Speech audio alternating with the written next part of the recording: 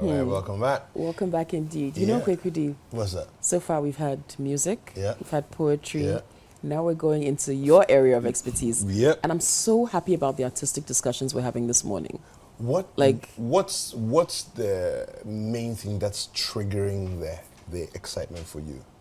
Oh gosh, that we're finally having in-depth discussions about art and the various facets of art, and there's, as I said to Nana Sasi, there's levels to this. You know, there's the expertise that can be gleaned from people who focus and invest in developing their artistic ability, and that we just don't have enough conversations about it. We don't invest enough in people developing their creativity, and there's still this tendency to relegate creative talent to the background as, oh, it's a hobby. Okay. That's nice. Oh, you can draw. Oh, you can draw. How nice. Oh, it's so sweet. It's a whole industry. It's, you know, those gifts. And you know the interesting thing about it. And you know the interesting thing about this, right? Yeah. If you go global, right, and you're looking at the sources of wealth globally, right, whether be it on an individual level, on a corporate level, or on a national level, it's the creative space. So it's almost like you're shooting yourself in the foot when you say your focus is on the non-creative things, and you've thrown the creative ones away as like, oh, let the people at the beaches and villages, people need to hustle on the streets. That mentality. It's like you don't even understand what's going on. You don't even understand. Look, I have a friend who her artistic talent, you know, she's a visual artist. This woman is doing exhibitions around the world. She's making, and it's something that just came so naturally to her. You know, that gift and what it is doing for her now. I just marvel, and there are so many people like that. You know. Well, we'll talk to one of them right now. Yes. Yeah. So Paul Ninson has joined us. He's the founder and CEO of the Dikan Center. Let's introduce him, and then we can get into some juicy details. Paul, good morning. Good morning. How are you? I'm doing well. Fantastic. Thank you for joining us. Thank you so much. All right. Now, a lot of people know you, but a lot of people also don't know you. So we're going to get into all the juicy details of this. But in 2001, during the throes of COVID. Okay. 2020 or 2021? 2021. Okay. Yeah. We had sort of navigated the worst of it, but we were still in there somewhere. And we heard about this gentleman. Okay.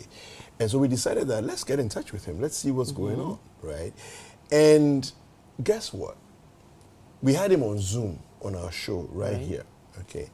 And a number of things happened. For me, were very significant. Okay.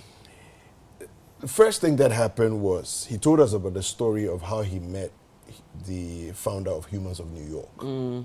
Okay.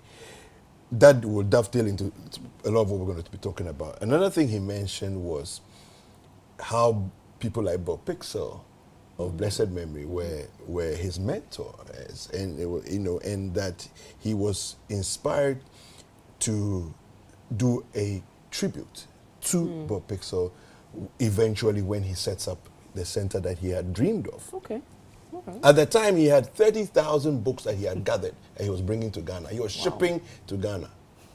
Wow. Okay, yes. And then he also said that he had raised $1.2 million and he was going to set up a center called the Dikan Center. Of course, Dikan means take the lead. Go ahead. Okay. Right, go ahead, take the lead. Okay. So, Paul, all those things that we talked about, I have seen all of them come to fruition. And for me, I'm not only just impressed, I'm like, so this is, question I ask myself, so this is actually possible? You know, because a lot of times you hear people talk the talk and all the glamorous things are said, but you don't, it's almost like you are shortchanged every time. We are used to being shortchanged. Paul, how did it all begin for you? Let's just talk about, before we get to Dikan Center, let's talk about the journey into photography. Oh, wow. So even this morning when I was coming, I was really reflecting on the journey to photography. You know, I'm an artist. you know, I used to draw. I was the black sheep of my family. Can you imagine that? Yeah, I was the black sheep all the time. I used to draw, but I never had the opportunity because, like, again, you know, if you're coming from a non-rich home, your father's concerned. Like, he's not aware of the art space, and like, you want to draw. Like, okay, how would that be? Yeah. Exactly. So pre-technical skills back in school, I was good. Like, I could draw anything, right? And I had sketch pads, you know, books. When I was in class, I used to draw, you know. So while I was in school, my school was in Kumasi, and we were the first batch, and everybody was going to be at Santua, Prempeh, Khadija, and other schools. And for me, I wanted to do visual art. But so imagine being in a school where, you know, you're good in class, and you say you're going to do visual art. Yep. And the reaction, like, automatically, it's like, if you're so intelligent good, why person, visual why you art? why visual art? That's the immediate response. Immediate, the Very whole class. unfortunate response, though. The whole class, everybody's reaction, like, what? Yes. And actually, I was the only person among 17 students in the class to go to do visual art and go to a non-OWAS, Prempeh, Khadija, the fancy film school. Wow. Because for me, I've always been a black sheep, and I've always been. So you knew, and you were going for it. Yeah, regardless. so I waited for my dad to travel, and I lobbied my mom, and my mom said, "Whatever you want to do." My mom is that type of person. Thank God you had mom. Yes, At least. she's my angel. And I mean, Dad meant well. He means well. They always come from a place of wanting the best for us. It's a but it's the maybe with their own trauma, right? maybe. Yeah, but and sometimes insecurity. Right? That's what it is. Insecurity. For That's me, what- it's yes, an insecurity. yes. Right, It's like, because what will you become? And then Yes. I'll How have will you to survive? depend How on will me you- all your life. exactly. You know? And then also, I think also, in all honesty, I'm a father, right? Yeah. I also look up to helping my daughter to be who she want to be. But then it's more to do with he's never seen it before. He's never seen an artist being successful before. That's I a good have. point. Right. Yeah, So if my exactly. daughter is drawing, I was like, yeah, Yeah, go. go You have to ahead. draw. Yes. Let's Go. do it. Yeah. You know, let me help you. You know, Yes. music. You know, this because Yep. I have seen it. I have friends who are extremely successful artists in the world. Right. So I think that was the beginning, and I went to Kumasi Academy, did visual art. Great. Over there, and I wanted to be an architect. Okay. I studied chemistry. That year, chemistry was not part of the requirement. Okay. So then I went ahead and did industrial art. So I studied textiles. Okay. wow. Okay. Yes. Interesting. I studied Interesting. textiles. I can design, fashion design. I can draw. I can do all that for you. Look at that. I GTP print. I used Yeah. to design something similar for Okay. schools and Okay. other things. Also had a side hustle. And for me, I've always, I used not to talk much. Right, so my only way out is to express myself through drawing, you know, my frustration and all that. So I've always looked for an outlet to express myself. So when I was in tech, a friend of mine went to study abroad program, came back with a camera, and I was like, oh, this is so cool. Okay. Like he was taking pictures and other things, but I'm a textiles. Right. At that time, you know, I was also had my t-shirt printing business on the side, Okay, you know. okay. it's And good. when you go to tech, see- you'll find some business to do. To do. Exactly. Yeah, you know, tech my is first like that. business But was. that's the beautiful thing. Yeah. That skill is actually lucrative. Yeah. I was you know? making good, you know, You will. money on the side, you know. And so I registered a company in my first year in tech.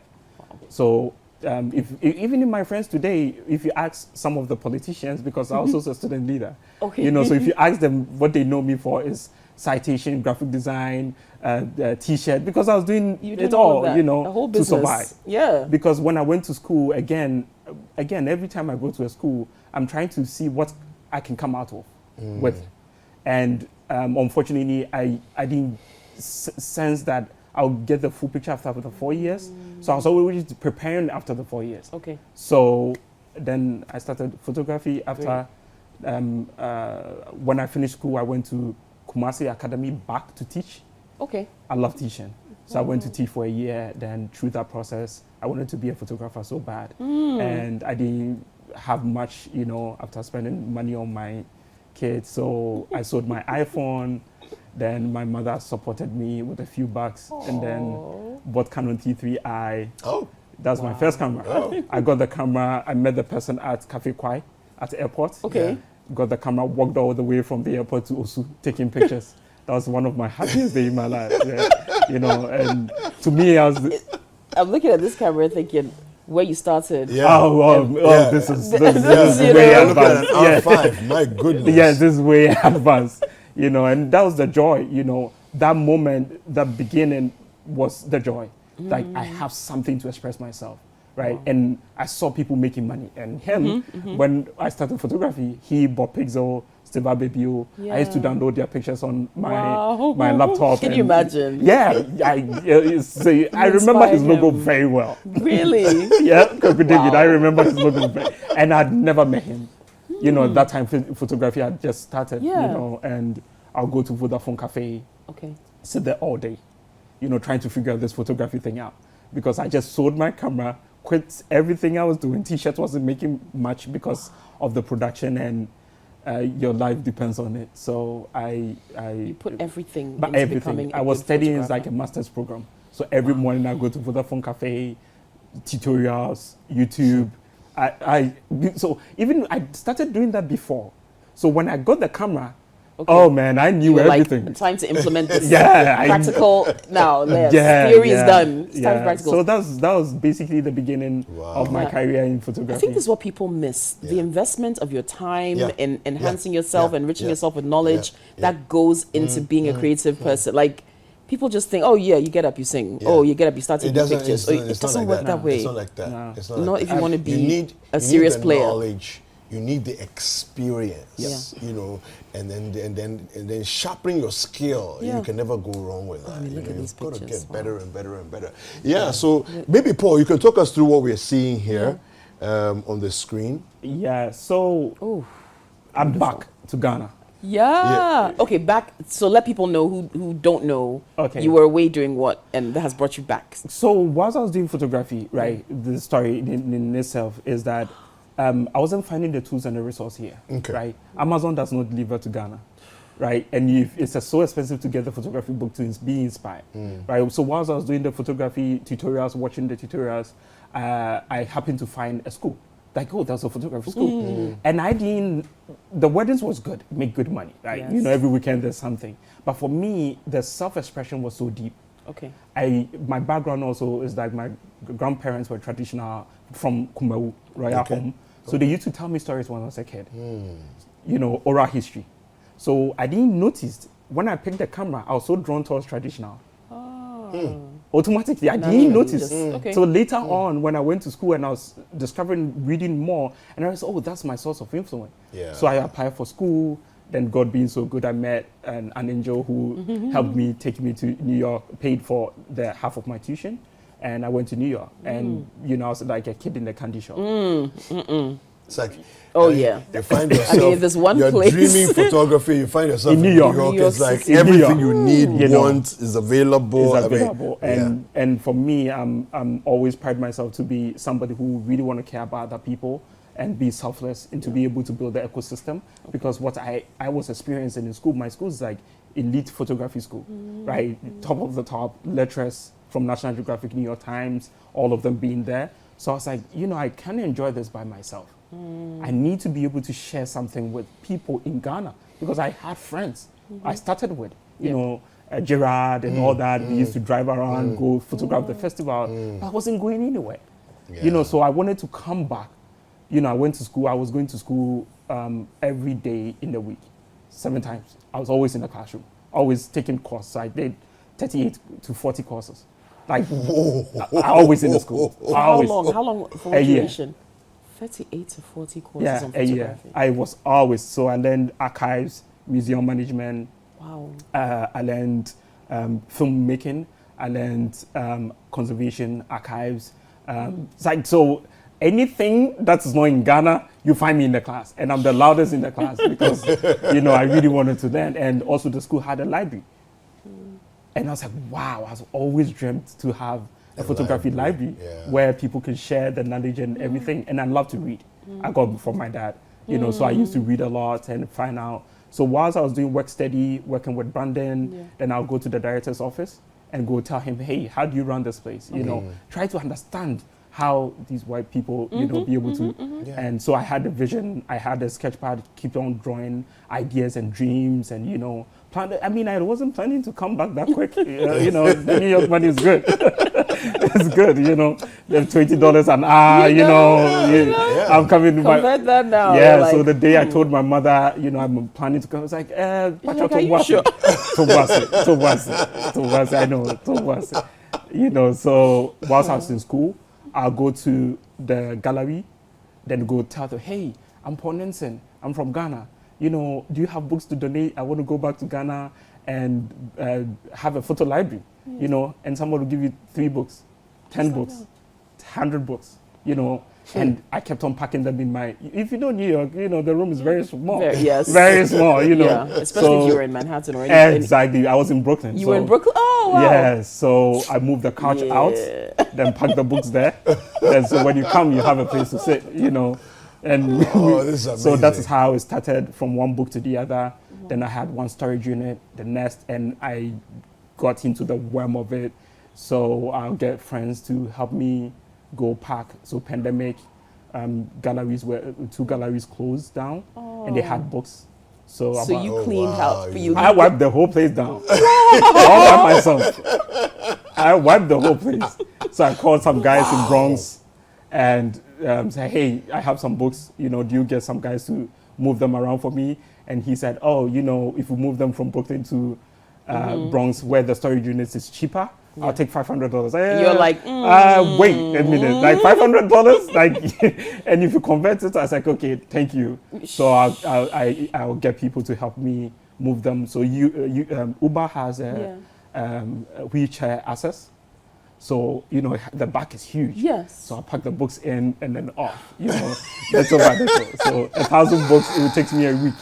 Go there, come back, go there. So after I got a huge warehouse where I used to, and it's expensive. So I need to figure out my life, and by God's grace, I mean, I'm grateful how God engineered things and sovereignly certain situation. And I always say this to encourage people.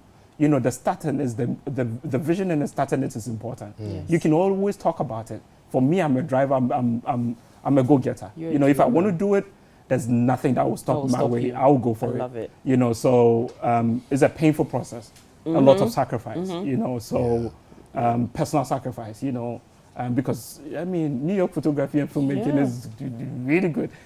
David, can you imagine that they hire you? Right? And they hire your camera. They pay for rental of the camera. Are you serious? So when you are hired as a photographer, yes, your camera is separate. Separate. And the copyright is separate. Oh, because if I work for you, you pay me day rate. That's my skill. Yes, you pay me day rate of maybe probably $1,000. Yeah. Okay. Then we have agreement of copyright. Yeah. So if you use my pictures for a year, you there's pay a me fee for that. If next year you use the picture again, I'll come back for my money. Thank you. Then you rent my camera. Yeah. So there's a standard practice. Yeah. And this your guy. No. You see, and I think that what has happened to us is that, and it's very unfortunate, but what has happened to us is that there was a time, okay, I mean, I won't put figures out, but there was a time that we were matching U.S. photographers in Ghana, Accra, right? But in Ghana, the only way people know how to get into the business that you're already in is to undercut. We don't think about, can I improve my skill set? What can I do different? What are the other things I can add to separate myself and distinguish myself? No, the only thing we think about is, how do I undercut these guys? So we look at your fee, we don't understand anything about costing. We look at your fee and then we just undercut. And that's how we get into it. Unfortunately, the clientele base is also unknowledgeable. Right? So they're like, but this guy is cheaper. Let me go for this guy. Then they'll become complaining that the work wasn't as good as what they were expecting. But if you know. So basically that's what and then the point where it inspired me to come back is, you know, the ecosystem is so grown, it's matured. Right? They've seen it all. They have New York Times. I mean, for hundreds of years they've been doing this. They've been doing it. You know, so I was like, okay, the reason what he's talking about is education, right? It's exposure, right? People for here, I always try to bring, for example, clear example, Grant. You know, there's so many grants in New York and US for documentary photography and filmmaking. Look at that. But here, people do not know about them. Right. So that is the reason why I decided to come to start Dikan, Okay. take the lead. It's not about me. It's about what can we do together, right? That can solve the problem in the ecosystem in here. Because other than that, there are photographers, Western photographers living here who are documenting our story. Yes. And they are being paid Paid for big it. money for it. Paid proper money. Yeah. So when I talk to my lecturers in school, I was like, so why don't you hire Africans to, because the National Geographic content is from Kenya, South Africa, but the caption is say, oh, from this person. Why don't you hire?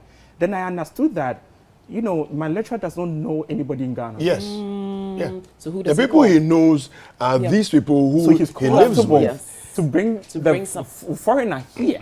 And again, can you trust the person to deliver The the Thank quality. you. Will it? Thank Yes. you. So Thank you. all the time, my class, I was challenging my lecturers. So I was okay. You said you don't know people who are being trained, right? So I'm going to go back Yes. and train them so that you do not need to send another person here, which is a communicator for you Yeah. and also beneficial for African photographers. Yeah. So, and filmmakers. It's a win-win situation. Win-win situation. So that is the beginning of me trying to solve a problem in Africa. Excellent. Yes. So some of the images we saw earlier Yeah. are the Dikan Center, Yes. the center itself, okay? Yes. Beautiful. What we were looking at here is the actual the opening of it, Yes. where you did a tribute to Bob Pixel. So Yes, those are soft Bob launch. Pixel's soft launch. Yeah. Those are Bob Pixel's images. Yeah. And of course, Bob Pixel was, Emmanuel Bobier, yeah. yes, Bobier. We honored Yes. him on our EAAs, the Yes. first EAAs Yes. posthumously. When he won. In fact, he was actually selected as the winner before he passed. Yeah. You know, and he didn't make it through the COVID. Yeah, it's and, unfortunate. yeah. Unfortunate. Very, So- very I mean, you cannot build an ecosystem. So again, I always tell people, I'm not building a center, just a center. I'm building an ecosystem, right? Yeah, In yeah. Ghana, there's no photo gallery. Yeah. In Africa, there's none. Why? You know, so for me, having the gallery to be able to have somebody like Bob Pixel who has done incredible. If you go through Bob Pixel's work, we're doing another exhibition, Okay. 16th. Right, Okay. it's called 16th, Ahinia. okay. 16th. We're opening another one, which is actually the official launch of Dikan. Okay. Great. It's called Ahinia. Okay. Ahinia means, chieftaincy. So I studied curation as a curator. So I'm a visual artist in short. I'm a photographer, Yeah. Yes. filmmaker, You're a a curator, curator, you're and an archivist, you're- archivist, It's a beautiful you know, thing. I like it. because I learned everything to come here to train other people, right? So the Ahinia I created in the sense of exploring chieftaincy in Ghana. It's something people don't talk about it much, and I'm trying to provoke the thoughts like, what is their relevance?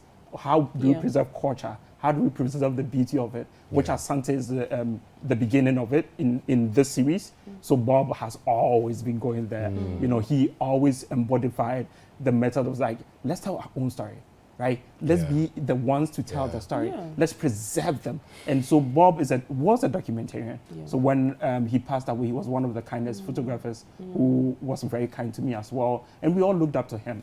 So when I had the gallery, I reached out to the family and then said, it's time for us to preserve his legacy for Very other nice. people to be also inspired about by it. him, So, yeah. So you're launching this 16th, which is next week. yes, next week. Okay. Yeah. Where's the gallery for those who want to come out and South see? Labadi is on this Nice. is behind the South Labadi Primary School on the same lane. It's Ted Kajano. Yeah, Kajana. That's Yeah. where I Yeah. grew up actually. Oh, yeah, so nice. homeschool around that area. We are on the homeschool. Yeah, we are the Okay. homeschool and Ted Kajano. So that is the building right there, right behind the primary school. That's the Okay. two buildings. Yeah. Yes, it belongs. It's there. Yeah. Awesome. Okay. Yeah. So we have. So I like the now. location, Kajana. Yeah. So Very- we have a photo library, a visual. Now is advanced. So we have a visual library. We have 3 classrooms. We have the gallery. We have Story Lab, which is a mixture of storytelling and innovation. Okay. Right. I'm trying to push photographers to what if photographers can code? What filmmakers can code and build their own website? What if we teach them how to edit? So Yeah. we have computers there, Yeah. which is also available for the community. Okay. So Kajano, the primary school, Yeah. they have an hour a week just as one, but just they as two. come- So community building as well. They come and Beautiful. study. Great. Some of the Love kids that. have never seen. You've opened their horizon. Like Exactly. Yeah. you just- Yeah. And we Charlie, put you know what's going to happen? You're just going to create an explosion from the community, you know, of Yep. creatives And that are just appreciation going to for come out of art. there. Yeah, It's and beautiful. so we build curriculums for them. So we have a curriculum on visual history of Ghana, and we took it to the classroom with projectors, and the classroom 100% everybody came to class. Of course they will. You get the point. Of course So they will. the essence of the storytelling is using innovation to teach. Yeah. Right. I love Because if people talk about STEM, they always emphasize on science. Yeah. Right? Yes. But they forget that. Now it's STEAM. It's STEAM now. The Including the A, arts. the A. Yeah. The Yep. A is the most Including the important arts. part Yep. of that whole. Yeah. So that's what we're doing to teach photography, visual art, preserve history of Ghana, to teach and open it. So we are kind of, what I say and pride ourselves is like we are linguists, right? We are not the king. Yeah. We are the facilitators. Yeah. So one day he'll be teaching. Yeah. Right? Yeah. He'll I be love teaching. to teach. So Next hey, week Friday, Yeah. Yeah. Kajano, Yep. Dikan, Yeah. look, Yeah. come out, check out what Paul and his team are doing to preserve Ghanaian culture, to project and promote Ghanaian culture, and to inspire a new generation Yeah. of us to appreciate It's amazing. us and to sell us. It's amazing Yeah. how the conversations are going this morning. I know. Yeah. It's great stuff. Yeah, yeah, Congratulations, yeah, Paul. Thank you so much. I'm Yes. grateful. And I'm keep grateful. doing you. I mean, hey, you know. You know. I think We it's need no, more. I think it's brilliant. Yeah, I thank think you it's so much. I'm brilliant. grateful to Yeah. that you guys support. I mean, when I started, I never imagined that I'll be here today. Yeah. A photographer who's a CEO and a founder. And so sometimes it's just so confusing, the numbers and all that. But, Yeah. you know, I'm willing, right? So even how I hire people is the person passionate and willing, Yeah. right? Okay. I read a That's lot. critical. I do 60 books a year, constantly reading. So it's determination. Are you willing? Are you willing to Right. put in So the the work? photographers out there, I just built this for them. It's not for me. It's a non-profit, 100% non-profit. Okay. Nothing is charged. Free. Wow. Everything. I'll figure the rest out. Okay. That's not. Okay. That's not. Can you imagine? Okay. Yeah. You know, how good are you with an iPhone? I bet you're brilliant. I need a picture. I need you to take a picture of me so I can say Paul Ninson took this picture of me. Okay. And see, let's see how different it looks It's from, locked. from Oh, you any just go and use that. ordinary person taking a No, picture with an it's iPhone. locked. Oh, but you just, I mean, it's an iPhone, so you just swipe. Okay. Great. Okay, here we go. Let me pose properly. Pose properly. Yeah. Oh, we can take the break. You You know- you both can take your break. Yeah. I'm Well, getting my picture taken by let's Paul take a look at Ninson. something from situation, all right? Once we're doing our thing here.